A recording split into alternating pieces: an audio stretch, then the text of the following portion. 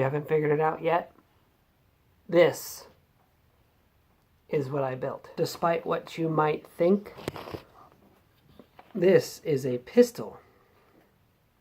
Yes, an AR 5.56 pistol. 223-5.56. So, 30 round mag, I got 2 of them.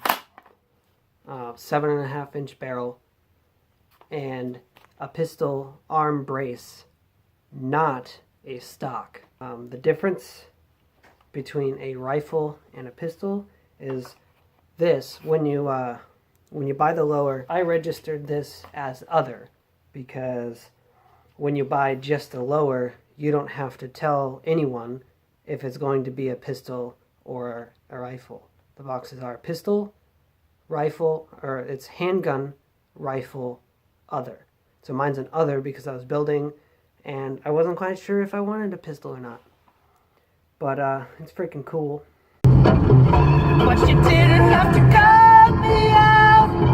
Thinking like you never nothing. What tells you it's a pistol is barrel length less than 16 inches. And this is not a stock. It is a non-fixed, friction-mounted arm brace. So you take this off, you put it on your arm, you strap it to your arm so it's more stable. Now you're just somebody that I used to know. Red dot sight from my 22. We went, Dad and I went to the range today for his birthday. He got a new pistol, the M&P 2.0 40 caliber. This guy's having some problem, failure to eject. It extracts fine, it shoots great, but it doesn't extract all the time. Sometimes the bolt will come back when you shoot. Here, I'll just show you. It comes back like this, and it'll go forward, and it'll get stuck like right there. And I'll put the video in right now.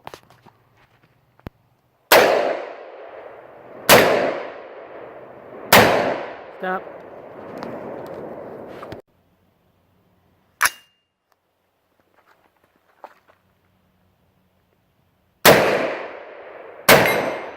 Nope. It'll have the casing still in there with a new round trying to go in, and they'll get stuck on each other and bind up here. And I have to pull this back and lock it, and then pull the magazine out. It's just a pain in the butt. Pulled the bolt carrier group out. I was looking at it and I lubricated a little bit. It was a little stiff, so I lubricated a little better. And then it worked 6 rounds in a row, and then started jamming up again every other round or so. Take it apart. There's the pivot pin right there and the takedown pin right there. So if you push on that and then you pull the rest of it out here, that's the takedown pin, and it pivots on the pivot pin. Look at that. So then you pull this out, and here is your bolt carrier group and your charging handle, but I'm going to leave that in there. So you got the extractor, this small notch right here. It's hard to see, but the small notch right here is your extractor. The little dimple on the side there is the ejector, and then the hole in the middle is where the firing pin comes through. And that's where the hammer hits, right in here. Hits that, and that pokes the firing pin right through there. This is your gas key. So the gas tube comes in off the gas port, through the gas block, into a tube that connects into here, and it blows it back. It's a gas-driven system. So what I did is, I bought the lower. I just bought this piece, the piece I showed you. Then I bought the buffer tube with the spring assembly, and I bought the brace. And then I bought this upper. So this is a DPMS lower. with a diamondback upper, and then a SIG brace, SB tactical SIG brace. But it's a lot of fun to shoot. This sight, it took me less than a minute to zero in on it.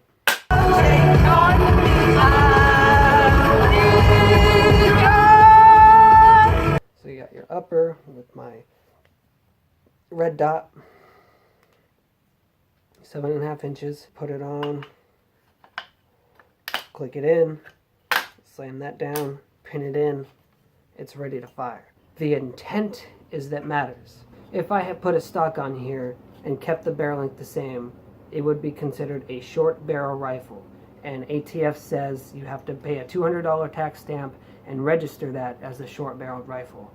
So you can go buy a 16 or more barrel length rifle out of the store, do your background check, and leave. But if the barrel is less than 16 inches, you have to file Form 1 and probably wait a year, 6 months to a year for them to approve it or not. If you intend to make a short-barreled rifle and put this guy on it because it works exactly like a stock and you can use it as a stock, then you're against the law. You're now a convicted felon if they catch you because you're trying to cheat the system and not. But they said that you are allowed to shoulder it. So they don't care what you do with it as long as you intended to do it. That's interesting. A lot of crazy stuff is happening in the gun world right now, and it's kind of a cool time to get into it. There's so much going on. There's so much content to be seen. But what's crazy is I can conceal and carry this because it is a pistol. In its form right now, it is a pistol. I can put this in my trunk, in my glove box, under my seat. I can conceal this. Something I also found out, which is pretty cool, is that Oregon is a constitutional open carry state. So as long as you have your concealed carry permit, you are allowed to open carry any weapon. So it doesn't even matter if this is considered a pistol or not. I could carry my rifle around as long as I have my concealed carry permit in the state of Oregon, which I do. That's some crazy stuff right there. We still got love to give while we're young, dumb and broke. I made this. It's a AR-500 steel. It's rated up to .308 caliber at 100 yards. I was shooting it with the 5.56 and then my dad's M&P 40 and then my 380. And it's just a chair. But check this out. It's got holes in it because we were shooting it. But look at all the lead that those aren't gunshot holes. Those are fragments from the lead shooting through the metal. It was sitting like that, so it had the angle to it. So when a bullet would hit, it would go down and shoot down. See, look. There's that. But yeah, it's pretty fun. It's a nice audible ring when you hit it, so you know you hit it. You don't have to have someone watching. But the cool thing is we were shooting this a lot, and up to I think it was 43 yards, and then we moved up so it was like 25 yards. And this may look bad, but it's just paint splatters. There's no dents on this thing. It's crazy. It's completely flat still. But it's 6 a.m.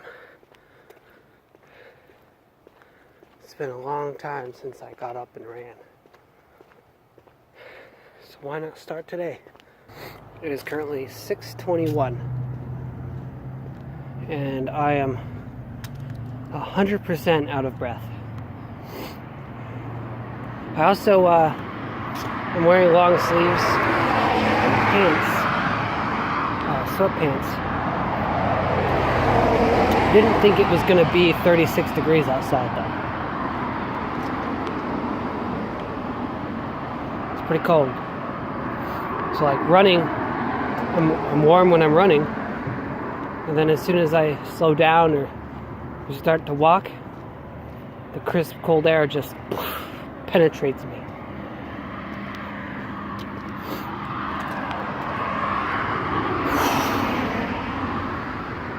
I need to do this a lot more. 20 minutes of running, that's all I can handle. It used to be so much better. You kinda can see it. There's too much light. But the sun's poking up just barely enough.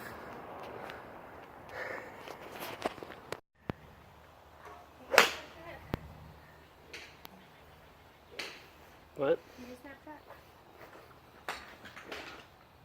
Is this a video or? It's video, yeah. What if I'm terrible? Then I don't put it in. Looks good to me.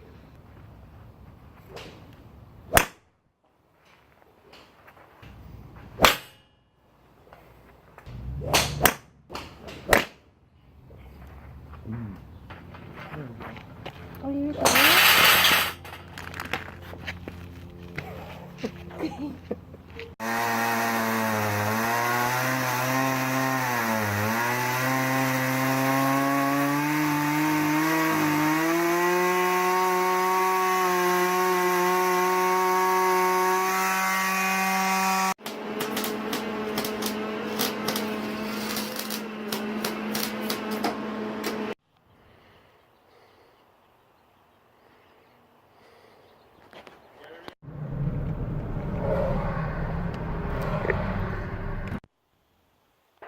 Just got to our favorite spot.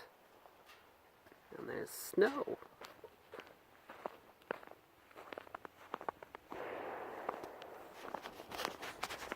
I am not dressed for this.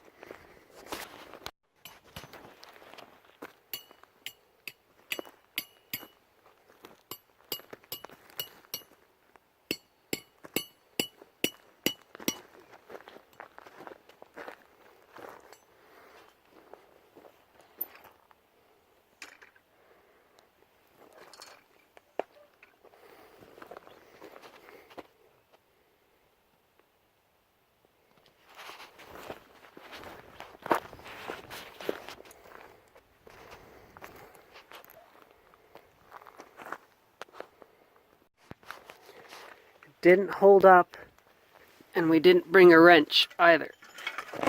But we got some nice hits on it.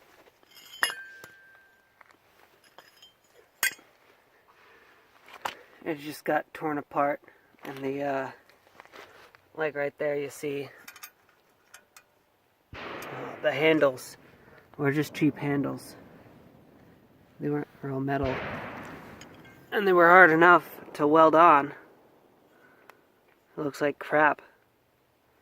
But it was surprising that the welds held up. Hello from the outside. Darling, you look perfect tonight. I'm never changing who I am. I wish it didn't have to rhyme every time I sang. I was told when I get older all my fears would shrink, but now I'm insecure and I care what people think. So baby, pull me closer in the backseat of your Rover.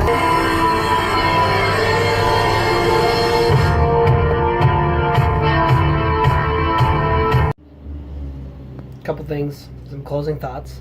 I never explained what that thing my dad and I made was. It's a dueling tree, so you have 3 on this side and 3 on this side. You have 2 people shooting, and you hit it and it swings over the other side. And the object is to get all of the ones on your side to the other person's side without them shooting them back. As you know, Elena and I broke up. The only thing I really have to say about it is, I mean, it sucks, but life goes on. The amount of time that I was giving her wasn't enough. And currently, I don't feel like I can give more time, so I had to walk away. Life's too short to kind of wallow about it. I was giving a lot of my time, and now that it's over, I feel like I have my life back. It's like I was completely blind while I was in it. I was doing all this stuff because I thought I was supposed to be responsible and I had to do this. and it turned out to be not like that, which is fine, but I would have been nice to know. I wouldn't have spent that much time if I didn't have to, and I would have been able to spend more of the time that she wanted. But you know, communications sometimes can be hard. So, yep. I want to step my video game up. So, I'm going to do this, and I'm going to challenge you to do it as well. Every video that we make from here on out will be edited better with something that takes more time or more skill to edit. So every week you're going to have to figure out something to put in your video that is more difficult or something that you haven't done so far. It'll be fun. Another thing, we went shooting and I didn't record the shooting. I recorded the dueling tree and all that stuff, but kind of sucks that I didn't, because I got my AR to shoot perfectly for a full 30 round magazine, and then as soon as I put the other one in, it didn't want to work right. It was doing the same thing. So I think the consensus is lubrication, and trying to find a good lubricant that will stay where I put it and not blow out. Watched a lot of YouTube videos, and people were saying bearing grease works really well because, I mean, it's made for high heat, metal on metal, and it stays there and it's nice and thick. But I think the problem that I had with that was it was so thick that after 30 rounds it blew itself out of where I needed it to be, and it wasn't working very well. So there's that. I also need to start reminding myself to bring my camera, my good camera, places, because pretty much all of what you're seeing, except for me talking about my AR, is done on my phone still. It's not a bad camera, but I bought a really, really expensive, nice camera that I should be using for this stuff. Anyway. Remember how I said I didn't want videos longer than 15 or so minutes? Oops.